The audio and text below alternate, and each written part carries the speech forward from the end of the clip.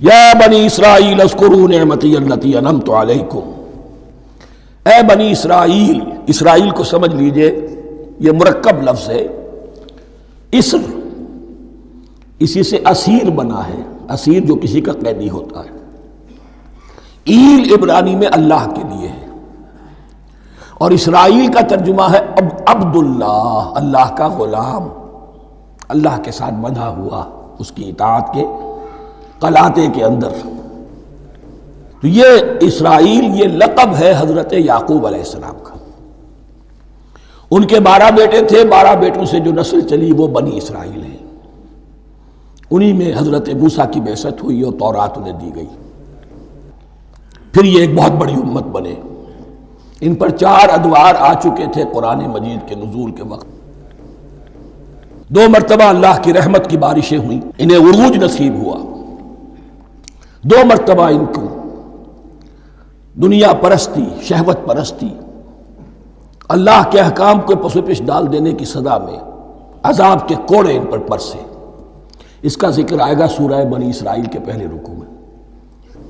اس وقت جب کہ قرآن نازل ہو رہا ہے، اس وقت وہ اپنے اس زوال کے دور میں تھے۔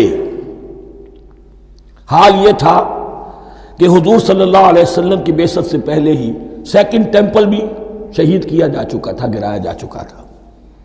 حضرت سلیمان نے جو بنایا تھا ہیکل سلیمانی، جس کو یہ 1st ٹیمپل کہتے ہیں، اسے نیبوکدنضر نے گرا دیا تھا حضرت مسیح سے بھی کئی سو سال پہلے۔ لیکن اس کے بعد پھر یہ رومنز نے سن 70 عیسوی میں حضور کی ولادت سے 500 برس پہلے ان کا یہ یروشلم تباہ و برباد ہوا، اس میں لوگوں کو قتل کیا گیا، قتل عام ہوا، اور 2nd ٹیمپل جو ہے وہ بھی گرا دیا گیا، جو اب تک گرا پڑا ہوا ہے۔ صرف ایک ویلنگ وال ہے جس کے پاس جا کر یہودی جو ہے ماتم کر لیتے ہیں، روتے ہیں، اور اب وہ بنانے پر تلے ہوئے ہیں اپنا 3rd ٹیمپل، اس کے نقشے بن چکے ہیں، بلو پرنٹ بن چکے ہیں۔ لیکن بہرحال جس وقت قرآن نازل ہو رہا تھا یہ بہت ہی پستی میں تھے۔ اس کے بارے میں فرمایا، اے بنی اسرائیل ذرا یاد کرو میرے اس انعام کو جو تم پر ہوا۔ وہ انعام کیا ہے؟ میں نے تمہیں اپنی کتاب دی، نبوت سے سرفراز فرمایا، اپنی شریعت تمہیں عطا فرمائی، تمہیں داؤد، تمہارے اندر داؤد اور سلیمان جیسے بادشاہ اٹھائے جو بادشاہ بھی تھے، نبی بھی تھے۔ وَأَوْفُوا بِعَهْدِي، اور میرے وعدے کو پورا کرو تاکہ میں بھی اپنے وعدے کو پورا کروں۔ یہ وعدہ ہے جو کتاب استثناء جو ہے اولڈ ٹیسٹمنٹ کی، ڈیوٹرانومی، اس کے 18ویں باب کی آیت نمبر 18 اور 19 میں ہے۔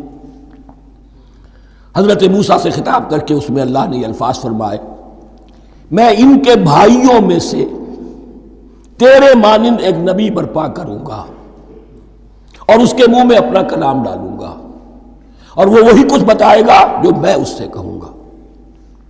یہ گویا کہ حضرت موسیٰ علیہ السلام کی امت کو بتایا جا رہا تھا کہ نبی آخر الزماں آئیں گے اور تمہیں انہیں قبول کرنا ہے۔ قرآن مجید میں اس کا بڑا تفصیلی ذکر سورہ اعراف میں آئے گا انشاءاللہ، لیکن یہاں فرمایا اوفوا بعہدی اوف بعہدکم، تم میرا عہد پیرا پورا کرو، میرے اس نبی کو تسلیم کرو، اس پر ایمان لاؤ، اس پر کی صدا پر لبیک کہو، تو میں تمہیں میرے انعام و اکرام اور بڑھتے چلے جائیں گے۔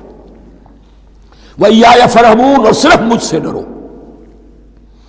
وَآمِنُوا بِمَا أَنزَلْتُ مُصَدِّقًا لِمَا مَعَكُمْ، اور ایمان لاؤ اس پر جو میں نے نازل کیا ہے، جو تمہارے پاس جو تورات ہے اس کی تصدیق کرتے ہوئے آیا ہے۔ اس کے 2 معنی ہے، ایک تو قرآن تصدیق کرتا ہے تورات کی اور انجیل کی، فیہا ہدی و نور، فیہ ہدی و نور، اور دوسرے یہ کہ قرآن اور محمد صلی اللہ علیہ وسلم ان پیشین گوئیوں کے مصداق بن کر آئے ہیں جو تورات میں تھی، ورنہ وہ پیشین گوئیاں جھوٹی ثابت ہوتی۔ ان کے مصداق کون ہے؟ قرآن اور محمد صلی اللہ علیہ وسلم، یہ دونوں معنی اس کے ہیں۔ وَآمِنُوا بِمَا أَنزَلْتُ مُصَدِّقًا لِمَا مَعَكُمْ وَلَا تَكُونُوا أَوَّلَ كَافِرٍ بِهِ، اور دیکھو تم ہی سب سے پہلے ان کا کفر کرنے والے نہ بن جاؤ۔ تمہیں تو سب کچھ معلوم تھا، تم تو منتظر تھے، تم تو آخری نبی کے انتظار میں تھے اور ان کے حوالے سے دعائیں کیا کرتے تھے۔ کہ اللہ اس نبی آخر الزمان کے واسطے سے ہماری مدد فرما اور کافروں کے مقابلے میں ہمیں فتح عطا فرما. یہ آئے گا آگے چل کر اسی سورہ بقرہ کے اندر. لیکن اب تم ہی سب سے بڑھ کر کافر ہو گئے، تم ہی سب سے بڑھ کر دشمن ہو گئے. وَلَا تَكُونُوا أَوَّلَ كَافِرٍ بِهِ وَلَا تَشْتَرُوا بِآيَاتِي ثَمَنًا قَلِيلًا، اور دیکھو میری ان آیات کے عوض حقیر سی قیمت قبول نہ کرو. یہ آیات الہیہ ہیں، ان کو رد کر رہے ہو کس لیے؟ ہماری مسندیں، ہماری حیثیت، ہماری چودراہٹیں، کہیں ان پر کوئی آنچ نہ آ جائے. حقیر سی چیزیں، یہ صرف اس دنیا کا سامان، اس کے سوا کچھ نہیں.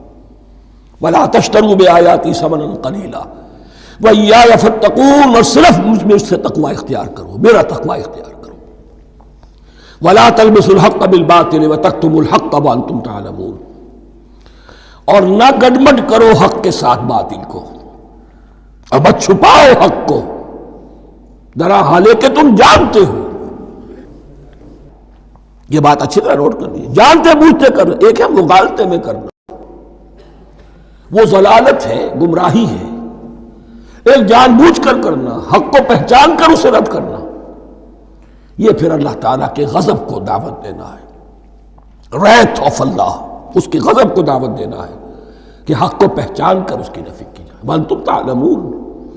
علماء یہود قرآن مجید میں آگے چل کر آئے گا، ایسے پہچانتے تھے محمد کو اور قرآن کو جیسے اپنے بیٹوں کو. یعرفونہ کما یعرفون ابناہم، ایسے پہچانتے جیسے اپنے بیٹوں. وَأَقِیمُوا الصَّلَاةَ وَآتُوا الزَّکَاةَ، دیکھو نماز قائم کرو، زکوٰۃ ادا کرو. وَارْكَعُوا مَعَ الرَّاكِعِينَ، اور جھکنے والوں کے ساتھ جھکو. یہ اول تو رکوع کو انہوں نے اپنے ہاں سے خارج کر دیا تھا، ثانیاً باجماعت نماز ان کے ہاں ختم ہو گئی تھی. وَارْكَعُوا مَعَ الرَّاكِعِينَ، جماعت باجماعت نماز کی طرف اشارہ ہے. أَتَأْمُرُونَ النَّاسَ بِالْبِرِّ وَتَنْسَوْنَ أَنفُسَكُمْ، کیا تم لوگوں کو نیکی کا حکم دیتے ہو، تقویٰ کی، پارسائی کی تعلیم دیتے ہو؟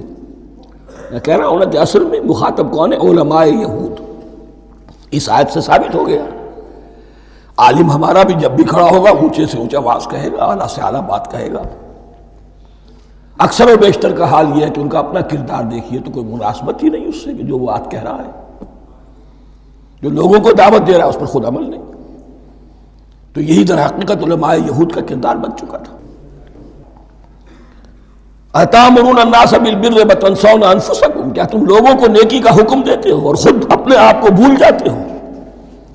وَأَنْتُمْ تَتْلُونَ الْكِتَابَ، اور یہ سب کچھ تم کر رہے ہو اس حال میں کہ کتاب پڑھتے بھی ہو، تورات پڑھتے ہو، صاحب تورات ہو. ہمارے بھی بہت سے علماء کا، علماء سو جنہیں ہم کہتے ہیں، حال یہ ہو چکا ہے. خود بدلتے نہیں، قرآن کو بدل دیتے ہیں. ہوئے کس درجہ فقیہان حکم بے توفیق.